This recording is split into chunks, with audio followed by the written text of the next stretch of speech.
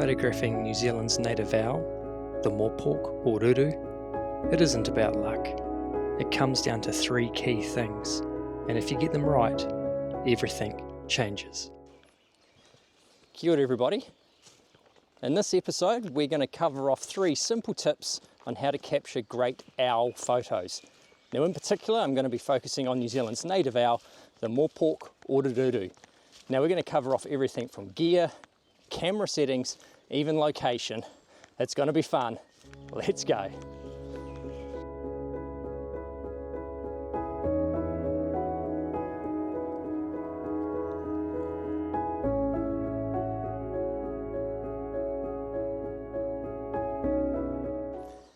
So the first bit of gear that you need that is paramount for getting nice sharp images of moreporks or owls in these really dark bush settings is a really sturdy, solid tripod, something that can hold the weight of your camera and your lens.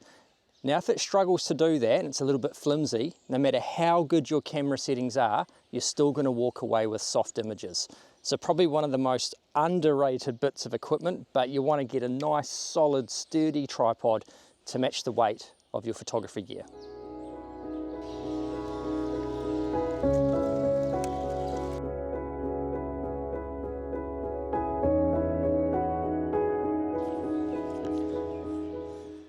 So the next bit of equipment that we need is a camera and a lens.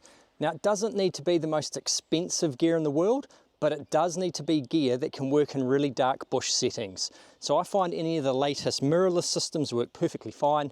I'm a Canon shooter, so I know that the Canon 5D Mark IV and the Canon 7D Mark II also can produce great images in here.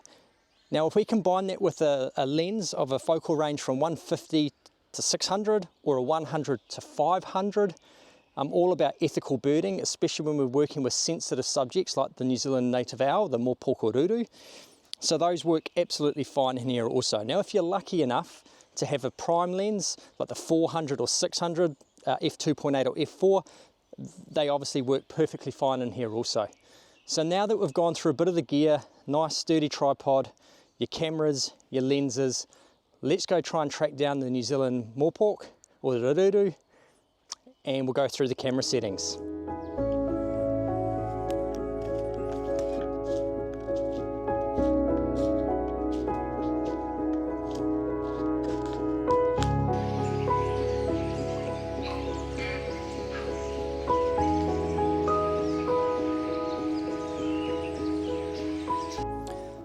So we've just managed to locate the Morepork or Ruru, just sitting up in this panga fern here, and we've got some beautiful dappled light coming in through the forest at the moment and just illuminating that breastplate and the face.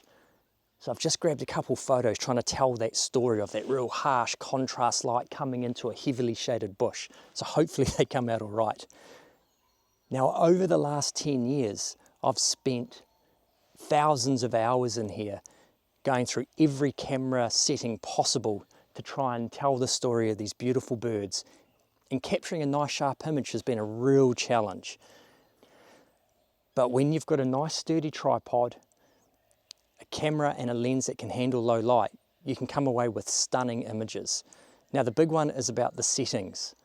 Because the Morepork doesn't move too much, you can actually shoot really slow shutter speeds, letting in heaps of light into our lenses, allowing to get sharper images. Now it means your keeper rates down a little bit, but with a nice sturdy tripod you should be able to walk away with stunning images. Now I work generally from 1/15th of a second to 1/80th of a second, and I know that's crazy slow, but it works really well in here. I stop my lens wide open, this is f4, and then my ISO sits anywhere between 1600 to 3200.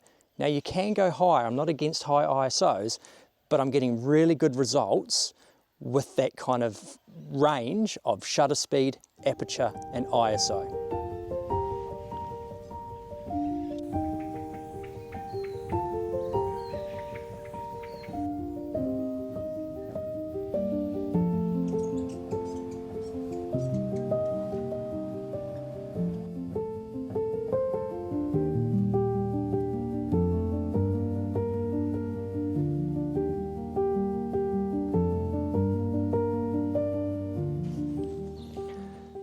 So we've managed to locate another Morepork or Ruru. Now it's quite deep in the bush here. So another tip, I guess, that really helps with success in getting these images is with your camera's focusing system, you want to turn it either to fully manual, so you can manually focus on the bird, or you want to focus on a single point autofocus. Now the reason for that, if you leave it just on like a wide range, it'll just keep on jumping off the bird and picking up all the foliage. Now this Morepork is pretty camouflaged. There's lots of foreground in front of it, so I'm going to try and do spot focus on the bird shooting through all of these distracting elements and see if we can get a photo.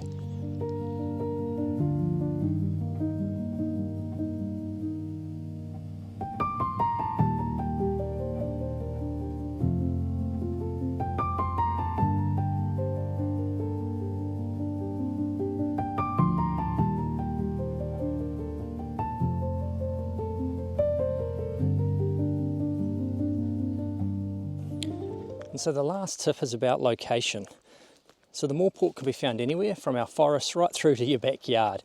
Anywhere where it's quite overgrown and quiet, that's generally where you'll find them.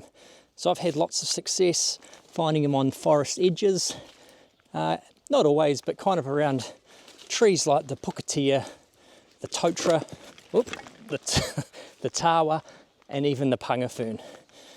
So next time you're out, pay attention to those and listen to nature. Other birds will generally tell you that there's something around with their alarm calls. And like anything with wildlife or bird photography, just make sure that we're doing it ethically if we're going to go out looking for them. Keeping our distance away from them and never pushing too hard just to get a photo.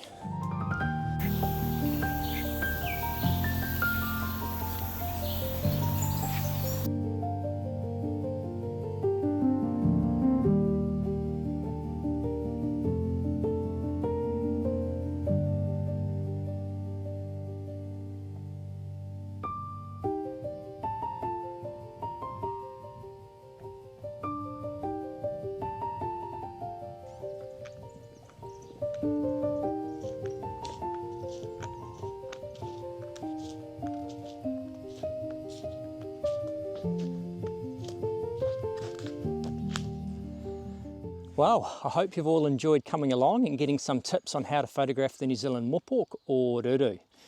So just remember, if you can nail your gear, try those camera settings that I gave you, choose your location carefully.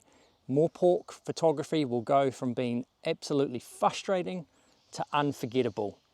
And if you would like to actually join me here in this bush and photographing the Moreporks that I've spent years getting to learn, why not book on one of my workshops? They run from November through to the end of April every year. I'll leave the link in the description below, where you can just click on there and have a look at the tours that are available. Look forward to having you all along for my next adventure.